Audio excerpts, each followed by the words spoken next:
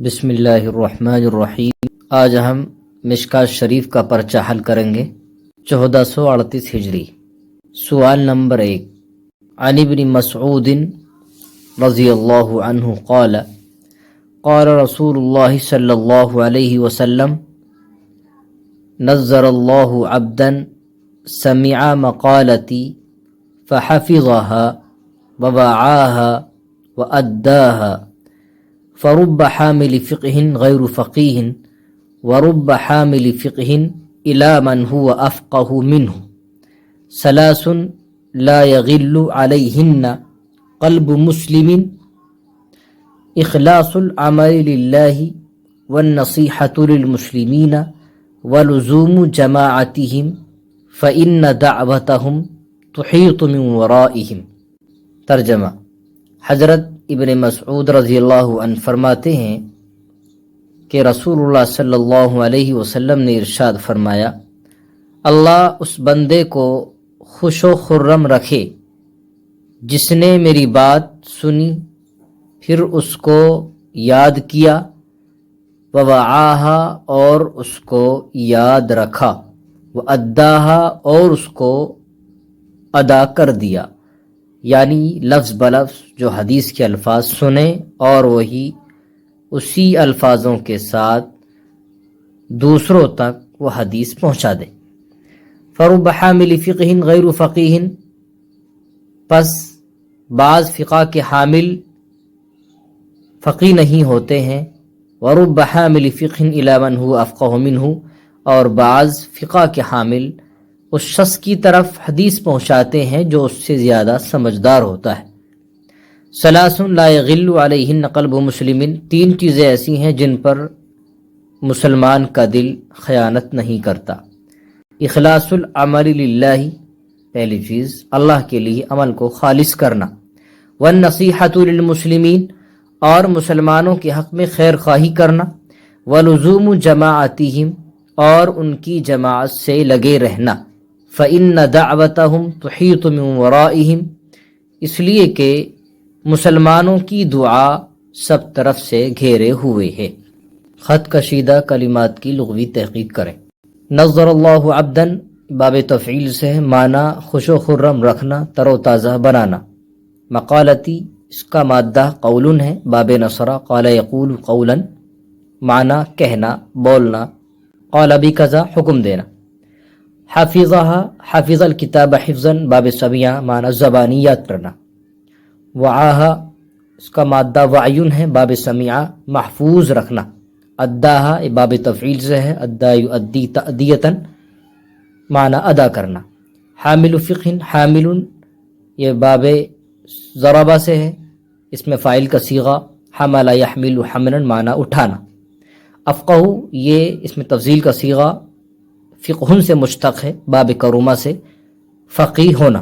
لا یغل باب ضربہ سے ہے، غل یغل غلن معنی خیانت کرنا، اور غل صدرہ کینے والا ہونا۔ النصیحۃ معنی خیر خواہی، نصیحت جمع نصائح، دعوت معنی پکار، دعا کے معنی میں آتا ہے، اور اس کے معنی اس کی جمع ادعیت۔ حدیث کے ہر جز کی تشریح کریں۔ نظر اللہ عبدا سمع مقالتی فحفظها ووعاها واداها، یہاں سے اللہ کے نبی صلی اللہ علیہ وسلم ایک دعا کر رہے ہیں کہ جس شخص کے پاس میری حدیث پہنچے، اس کے کانوں میں میری حدیث آ جائے اور وہ سن لے، اور اس شخص نے میری حدیث کو یاد کر لیا، زبانی یاد کیا یا قلم سے لکھ کر کے محفوظ کر لیا، اور اس کو ہمیشہ کے لیے یاد رکھ لیا، اور جس لفظوں کے ساتھ وہ حدیث سنی ہے انہی الفاظ میں دوسروں تک اس حدیث کو پہنچا دیا، تو اللہ کے نبی صلی اللہ علیہ وسلم دعا کر رہے ہیں کہ اللہ ایسے بندے کو خوش رکھے، اس کو تر و تازہ بنائے رکھے، یعنی اس کا مقام اور مرتبہ لوگوں میں حاصل ہو جائے اور دنیا اور آخرت میں اسے کامیابی حاصل ہو۔ فرب حامل فقہ، یہاں سے حدیث کے نقل کرنے کا ایک فائدہ بتلا رہے ہیں کہ کبھی کبھی ایسا ہوتا ہے کہ ایک حدیث کا یاد کرنے والا بعض اوقات فقیہ نہیں ہوتا ہے، زیادہ سمجھ حاصل نہیں رکھتا ہے، یعنی اس حدیث سے کوئی مسئلہ یا مسائل استنباط کرنے کی قدرت نہیں رکھتا ہے، تو اسے چاہیے کہ وہ انہی الفاظوں کے ساتھ جس شخص کے پاس بھی پہنچائے ایسے ہی الفاظوں میں حدیث پہنچائیں، کیونکہ حدیث کا نقل کرنے والا جس حدیث کو جس کے پاس نقل کی جا رہی ہے وہ ہو سکتا ہے اس سے زیادہ فقیہ ہو، اور اس حدیث کو سن کر وہ اس حدیث سے مسائل استنباط کر لے، تو اس سے ثلاث لا یغل علیہن، یہاں سے 3 خصلتیں بیان کر رہے ہیں جو ہر مسلمان کے اندر ہونی چاہیے اور کوشش کرنی چاہیے۔ اللہ کے نبی فرما رہے ہیں کہ مسلمان 3 باتوں میں کبھی خیانت نہیں کرتا ہے، یعنی ہمیشہ اپنے ساتھ رکھتا ہے۔ پہلی خصلت یہ ہے کہ کبھی بھی کوئی کام وہ کرتا ہے، نیکی کا کام کرتا ہے، تو اس میں اللہ کی خوشنودی، اللہ کی رضا خالص رکھتا ہے۔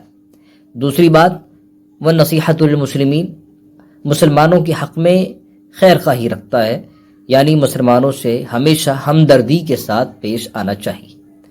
تیسری خصلت وَلُزُومُ جَمَاعَتِهِمْ، یعنی اہل حق اور عقیدے اور عمل صالح والی جماعت کے ساتھ اسے ہمیشہ لگے رہنا چاہیے، کیونکہ ایسے لوگوں کے ساتھ جو شخص جڑا رہتا ہے ان کی دعائیں اس کے ساتھ لگی رہتی ہیں۔ سوال نمبر 2، عن عبد الرحمن القارئ قال خرجت مع عمر بن الخطاب رضی اللہ عنہ لیلة الى المسجد فإذا الناس أوزاع متفرقون يصلي الرجل لنفسه ويصلي الرجل فيصلي بصلاته الرهط، فقال عمر إني لو جمعت هؤلاء على قارئ واحد لكان أمثل، ثم عزم فجمعهم على أبي بن كعب رضي الله عنه، ثم خرجت معه ليلة أخرى والناس يصلون بصلاة قارئهم، قال عمر نعمة البدعة هذه والتي تنامون عنها افضل من التي تقومون۔ عبد الرحمن قاری رحمہ اللہ سے روایت ہے، وہ فرماتے ہیں کہ میں عمر بن خطاب رضی اللہ عنہ کے ساتھ ایک رات یعنی رمضان کی رات میں مسجد کی طرف نکلا، تو کیا دیکھتے ہیں کہ لوگ منتشر ہیں، الگ الگ بکھرے ہوئے ہیں، کوئی تنہا نماز پڑھ رہا ہے، وَيُصَلِّي الرَّجُلُ فَيُصَلِّي بِصَلَاتِهِ الرَّهْطُ، تو کوئی شخص چھوٹی سی جماعت کے ساتھ نماز پڑھ رہا ہے۔ فقال عمر، تو حضرت عمر رضی اللہ عنہ نے کہا، انی لو جمعت هؤلاء على قارئ واحد لكان امثل، اگر میں ان لوگوں کو ایک قاری کے پیچھے جمع کر دوں تو زیادہ مناسب ہوگا۔ ثم عزم، پھر آپ نے ارادہ کیا، فجمعهم على ابی بن کعب، تو آپ نے ان کو ابی بن کعب رضی اللہ عنہ کے پیچھے جمع کر دیا۔ ثم خرجت معه ليلة اخرى، پھر میں آپ کے ساتھ ایک دوسری رات میں نکلا، والناس يصلون بصلاتهم، در حالانکہ لوگ اپنی نماز پڑھ رہے تھے ایک قاری کے پیچھے۔ قال عمر، حضرت عمر رضی اللہ عنہ نے کہا، نعمت البدعۃ هذه، کہ کتنی اچھی بدعت ہے، والتي تنامون عنها افضل من التي تقومون، اور اس وقت کی نماز جس وقت تم سوتے ہو اس نماز سے بہتر ہے۔ خط کشیدہ کلمات کی لغوی تحقیق کر کے بتائیں کہ اس حدیث شریف میں کون سی نماز کا تذکرہ ہے۔ اوزاعن، اس کے معنی ہے منتشر ہونا، الگ الگ ہونا، اس کا واحد غالباً نہیں آتا ہے۔ متفرقون، باب تفاعل سے ہے، اس کے معنی منتشر ہونا، جدا جدا ہونا، تفرقہ تفرقاً۔ یصلی، صلی یصلی صلاۃً، اس کے معنی نماز پڑھنا، صلی اللہ دعا کرنا۔ الرہط، 3 سے 10 تک بولے جانے والی جماعت جو 3 افراد سے 10 افراد پر مشتمل ہو۔ امثلہ، اس کے معنی افضل، بہتر، بزرگ، جمع امثال۔ عزمہ باب ضربہ سے ہے، اس کے معنی پختہ ارادہ کرنا۔ تنامون، یہ باب سمیعہ سے ہے، نام ینام نومن، سونا۔ افضل، اس کے معنی ہے فضیلت میں بڑا ہوا، مرتبے میں بڑا ہوا۔ اس حدیث شریف میں نماز تراویح مراد ہے۔ نعمت البدعۃ اور واللتی تنامون کی تشریح کریں۔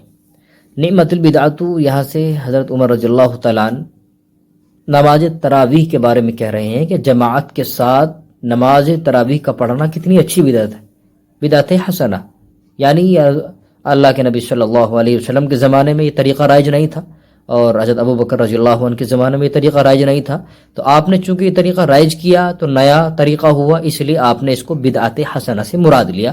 کتنی اچھی بدعت ہے۔ واللتی تنامون کا مطلب یہ ہے کہ آپ کہنا چاہتے ہیں کہ نماز تہجد جس وقت سونے کا وقت ہوتا ہے وہ نماز تہجد نماز تراویح سے افضل اور بہتر ہے، اس لیے نماز تراویح کے ساتھ ساتھ نماز تہجد کا بھی اہتمام کرنا چاہیے۔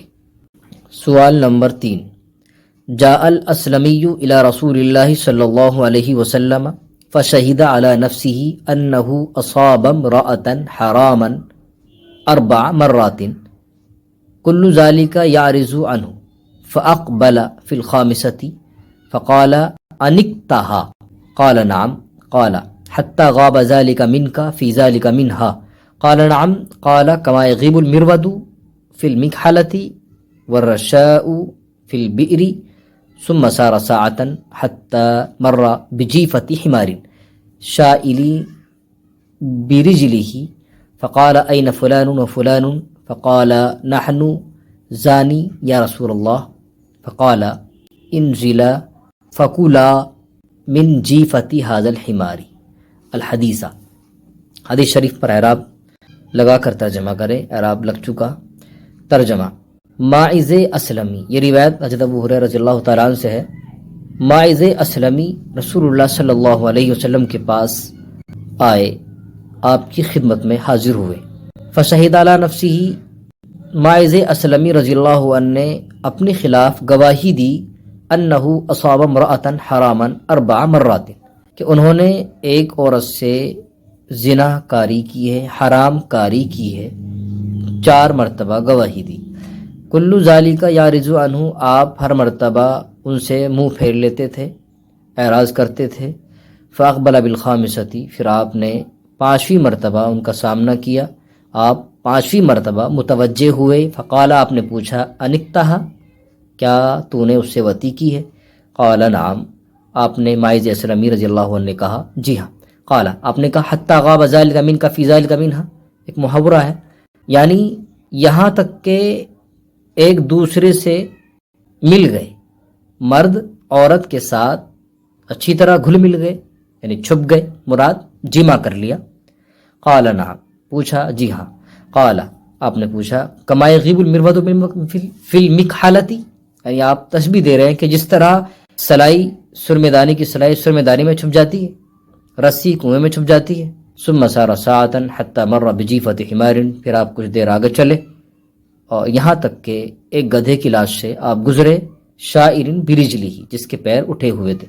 تو آپ نے کہا فلاں فلاں کہاں ہے؟ فقال، تو انہوں نے کہا نحن زانی یا رسول اللہ، اے اللہ کے رسول ہم موجود ہیں۔ فقال، تو آپ نے کہا انزلا، اترو، فکلا من جیفتی حاضر الحماری، تم دونوں اس گدھے کی لاش سے کھاؤ۔ خط کشیدہ کلمات کی لغوی تحقیق اور مرادی معنی بیان کریں۔ الاسلمی، اسلامہ یسلم اسلامن کے معنی تو فرمانبردار ہونا، اطاعت گزار ہونا۔ مراد یہاں سے ماعز اسلمی صحابی کا نام ہے۔ شہید علی نفسی، شہید شہودن معنی گواہی دینا، یہاں مراد اپنے ہی خلاف گواہی دینا۔ اصاب امرأۃ، اصاب یصیب اصابۃ، اصاب السہم، تیر لگانا، تیر کا نشانہ لگانا، اور یہاں مراد ہے اصاب امرأۃ، جماع کرنا۔ انکتہا، یہ باب نصارہ سے ہے، نکتا ینکتو نکتن، اس کے بھی مرادی معنی جمع کرنا، ویسے اس کے معنی نکت الارض، اسی طرح نکتا بحصا کہ زمین پر چھڑی وغیرہ سے زمین کو کریدنا یا کنکری پھینکنا، مرادی معنی جمع کرنا ہے۔ مرود، اس کے معنی سرمے دانی کی سلائی، مکھالہ سرمے دانی، اس سے دونوں سے مراد بھی جمع۔ الرشاء فی البئر، رشا اس کی جمع ارشیہ، معنی رسی ڈور، اور بیرن جمع آبار کنواں، مراد یہاں دونوں سے جمع ہے۔ سارا یسیر سیرن معنی چلنا۔ جیفتن کے معنی سڑی ہوئی لاش، جمع جیفن، اور اس کی جمع الجمع اجیاف۔ شائل، یہ باب نصارہ سے ہے، شالا یشول شولن، معنی ہے اوپر کو اٹھنا، بلند ہونا۔ انزلہ، یہ انزلہ باب ضربہ یضربو سے ہے، نزلہ ینزلو نظرن، ونزولا اترنا، معنی یہاں مراد ہے ٹھہرنا اور رک جانا۔ سوال نمبر 4، عن جابر رضی اللہ عنہ قال نہا رسول اللہ صلی اللہ علیہ وسلم عن المحاقلۃ والمزابنۃ والمخابرۃ والمعاومۃ والسنیہ ورخص فی العرایا، وعنہ انہ کان یسیر علی جمل لہ قد اعیا فمر النبی صلی اللہ علیہ وسلم به فضربہ فسار سیرا لیس یسیر مثلہ ثم قال بعینہ بوقیۃ قال فبعته فاستثنیت حملانہ الی اہلی فلما قدمت المدینۃ اتیتہ بالجمل ونقدنی ثمنہ۔ اعراب لگانے کے بعد ترجمہ۔ حضرت جابر رضی اللہ عنہ سے مروی ہے، فرماتے ہیں کہ رسول اللہ صلی اللہ علیہ وسلم نے محاقلہ، مزابنہ، مخابرہ، معاومہ اور سنیہ سے یعنی استثناء کرنے سے منع فرمایا، اور آپ نے عرایا میں اجازت دی، رخصت دے دی۔ وعنہ اور انہی سے مروی ہے انہ کان یسیر علی جمل لہ کہ آپ اپنے ایک اونٹ پر سفر کر رہے تھے، سوار تھے، قد آیا جو اونٹ تھک چکا تھا، فمر نبی صلی اللہ علیہ وسلم بہ تو نبی صلی اللہ علیہ وسلم آپ کے پاس سے گزرے، فضربہ تو آپ نے اس کو مارا، فسارا سیرا لیس یسیر مثلہ تو وہ اس طرح چلنے لگا کہ اس کی طرح کوئی اونٹ نہیں چلتا تھا، ثم قال بعینہ بوقیۃ پھر آپ نے فرمایا اس کو ایک وقیہ چاندی کے بدلے مجھے بیچ دو، قال آپ نے کہا فبعتہ فاستثنیت حملانہ الی اہلی میں نے اس کو بیچ دیا، پھر میں نے اس پر سوار ہونے کو اپنے گھر پہنچنے تک مستثنیٰ کر لیا۔ فلما قدمت المدینۃ پھر جب میں مدینے تشریف لایا، مدینے میں آیا، اتیتہ بالجمل ونقدنی ثمنہ تو میں نے اونٹ کو آپ کے پاس میں لے کر آیا، میں اونٹ آپ کے پاس لے کر آیا اور آپ نے مجھے اس کی قیمت ادا کر دی۔ خط کشیدہ کلمات کی لغوی تحقیق اور مرادی معنی تحریر کر کے دونوں حدیثوں میں اگر کہیں تعارض ہو تو اس کو دور کریں۔ المحاقلہ یہ باب مفعلہ کا مصدر ہے، حقل سے مشتق ہے، اس کے معنی کھیتی کے آتے ہیں۔ مرادی معنی اس کے مختلف ہیں، یعنی کسی کو پکنے سے پہلے کھڑی کھیتی فروخت کر دینا، یا اسی طرح کھیتی تہائی یا چوتھائی حصے پر دینا۔ اور اس کے مشہور معنی آتے ہیں کہ گیہوں کی جو بالیاں ہوتی ہیں، ان بالیوں کے جو اندر گیہوں ہیں، ان گیہوں کو کٹے ہوئے گیہوں کے بدلے میں بیچ دینا۔ مزابنہ یہ بھی باب مفعلہ کا مصدر ہے، زبرون سے مشتق ہے، اس کے معنی آتے ہیں کسی کو دھکے دینا، یعنی تیزی سے کوئی چیز دفع کرنا، دور کرنا۔ مرادی معنی معلوم المقدار شے کے بدلے ایسی چیز فروخت کرنا جس کی مقدار ناپ تول یا وزن یا تعداد کے ذریعے متعین نہ کی گئی ہو۔ المخابرہ یہ بھی باب مفعلہ کا مصدر ہے، خبرون سے مشتق ہے۔ مرادی معنی علامہ ابن العربی رحمہ اللہ فرماتے ہیں کہ یہ خبرون سے مشتق ہے، چونکہ یہ معاملہ سب سے پہلے خیبر میں پیش آیا تھا۔ فتح مکہ کے بعد حضور نے خیبر کی زمین یہودیوں کو کھیتی کرنے کے لیے شرط پر دی تھی کہ وہ اس میں سے نصف حصہ بیت المال میں جمع کریں، اور اسی قسم کے معاملے کو مخابرہ کہا جاتا ہے۔ المعاومہ یہ عام سے مشتق ہے، معنی سال۔ مرادی معنی یہ ہے کہ درخت کے پھل ایک سال یا اس سے زیادہ مدت کے لیے بیچنا، کہ اس متعینہ مدت میں درخت جتنے پھل دے گا اس کی بے کرنا، اس کو بیچنا۔ عرایا یہ عرایا عریتن سے مشتق ہے، عریتن کا اس کا واحد بھی ہو سکتا ہے اور یہ عرایا اس کی جمع بھی ہو سکتی ہے، اور یہ بھی کہہ لیا جائے کہ عریتن یہ معنی عاریت کے بھی آتے ہیں، اور اس کے جو مرادی معنی ہیں وہ یہ ہیں کہ کھجور کے درخت کوئی بھی مالک کھجور کے درخت کو لوگوں کے لیے عام کر دے، کھانے کے لیے دے دے۔ یہ بھی کہا جاتا ہے نخلہم العرایا، کہ یہ کھجور کے درخت لوگوں کے لیے ہبہ شدہ ہے۔ اور السنیہ اس کے معنی استثناء کے آتے ہیں، الگ کرنے کے آتے ہیں۔ اس کے مرادی معنی مبیع میں سے غیر متعینہ حصے کا استثناء کرنا، مثلا غلے کے ڈھیر میں سے یوں کہنا کہ میں نے بعض حصہ اس کا بیچ دیا مبہم انداز میں، غیر متعینہ طور پر۔ اور حملانہ، یہ حمل سے مشتق ہے باب ضربہ سے، اس کے معنی اٹھانا، مرادی معنی یا سوار ہونا۔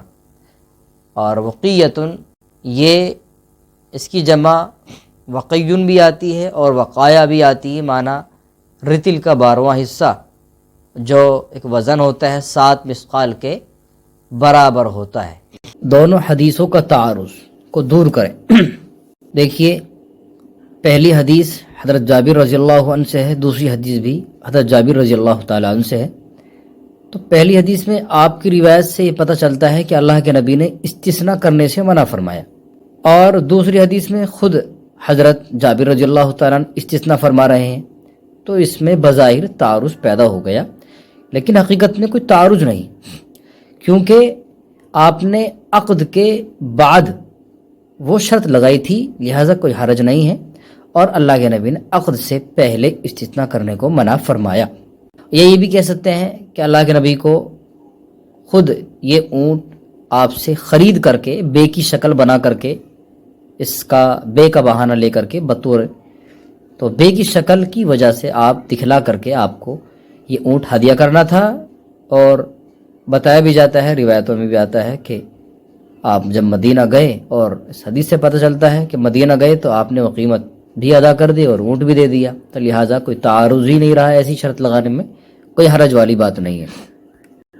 سوال نمبر 5، عن ابن عباس رضی اللہ عنہ عن النبی صلی اللہ علیہ وسلم قال انکم محشورون حفاة عراة غرلا ثم قرأ كما بدأنا اول خلق نعيده وعدا علينا انا كنا فاعلين واول من يقصى يوم القيامة ابراهيم وان اناسا من اصحابي يؤخذ بهم ذات الشمال فاقول اصيحابي اصيحابي فيقول انهم لن يزالوا مرتدين على اعقابهم مذ فارقتهم فاقول كما قال العبد الصالح وكنت عليهم شهيدا ما دمت فيهم الى قوله العزيز الحكيم متفق عليه۔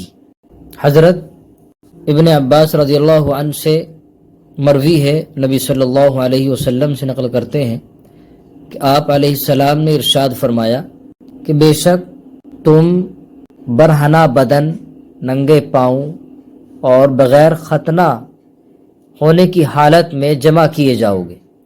پھر آپ نے یہ آیت تلاوت فرمائی، کما بدأنا اول خلق، جیسا کہ ہم نے پہلی مرتبہ پیدا کیا، نعیدہ، پھر ہم دوبارہ لوٹائیں گے، وعدن علینا، یہ وعدہ ہمارے اوپر لازم ہے، ذمہ ہے، انا کنا فاعلین، اور ہم اس وعدے کو پورا کرنے والے ہیں۔ وَأَوَّلُ مَن يُقْصَى یوم القیامت ابراہیم، اور سب سے پہلا شخص جس کو قیامت کے دن لباس پہنایا جائے گا وہ حضرت ابراہیم علیہ السلام ہے۔ وَإِنَّ أُنَاسًا مِّنْ أَصْحَابِي يُؤْخَذُ بِهِمْ ذَاتَ الشِّمَالِ، آپ علیہ السلام فرما رہے ہیں کہ مجھے دکھایا جائے گا کہ میرے کچھ صحابہ کو بائیں جانب یعنی دوزخ کی جانب پکڑ کر لایا جائے گا۔ فَأَقُولُ، تو میں کہوں گا، اصحابی اصحابی، یہ تو میرے صحابہ ہیں، میرے صحابہ ہیں، یعنی آپ کدھر لے جا رہے ہیں؟ فیقولو، تو اللہ فرمائے گا، انہم لن یزالوا مرتدین علی اعقابہم مذ فارقتہم، کہ یہ اپنے دین سے برابر پھر رہے ہیں جب سے آپ ان سے جدا ہوئے، یعنی مرتد ہو گئے۔ فاقول، تو میں کہوں گا، کما قال العبد الصالح، جیسا کہ نیک بندے نے کہا، یعنی حضرت عیسیٰ علیہ السلام نے کہا، وکنت علیہم شہیدا ما دمت فیہم الی قولہ العزیز الحکیم، عزیز الحکیم، اللہ تعالیٰ کے قول تک، کہ میں ان کے اوپر ذمہ دار ہوں جب تک میں ان میں موجود ہوں۔ متفق علیہ۔ خط کشیدہ کلمات کی لغوی تحقیق و مرادی معنی لکھیں۔ حفاتن، یہ باب سمیعہ سے آتا ہے، حفیہ یحفا، اس کے معنی آتے ہیں ننگا ہونا، برہنہ، یعنی زیادہ چلنے کی وجہ سے پیر گھس جانا، مراد یہاں ننگا ہونا۔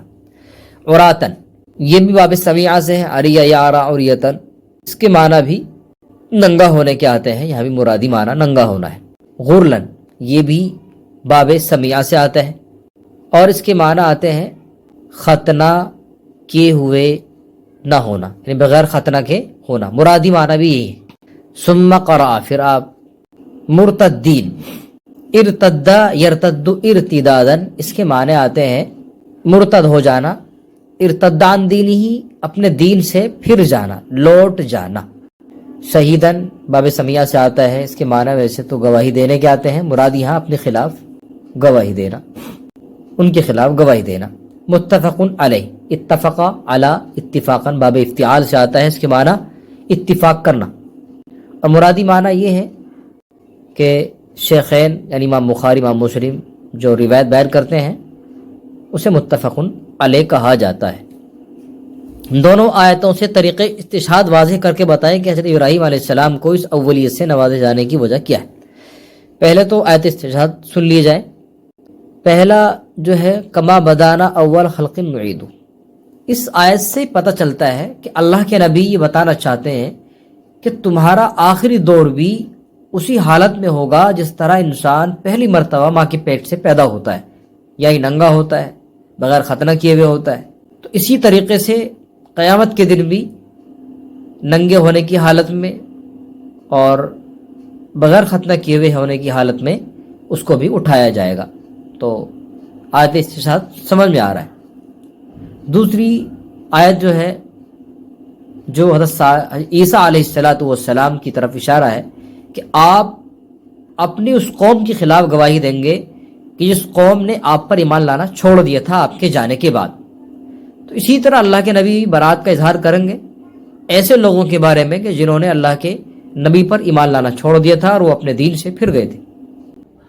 حضرت ابراہیم علیہ السلام کو اس اولیت سے نوازے جانے کی وجہ یہ آپ کی جزئی فضیلت ہے اور اس کی کچھ وجوہات ہیں۔ ایک وجہ یہ ہے کہ اللہ تبارک و تعالیٰ کی خاطر سب سے پہلے آپ کو ننگا کر کے آگ میں ڈالا گیا، یا اس وجہ سے کہ آپ نے فقراء کو لباس پہنایا، یا یہ وجہ بھی ہو سکتی ہے کہ آپ کو آپ صلی اللہ علیہ وسلم کے باپ ہونے کے ناطے اور باپ کے احترام میں آپ کو سب سے پہلے لباس پہنایا جائے گا۔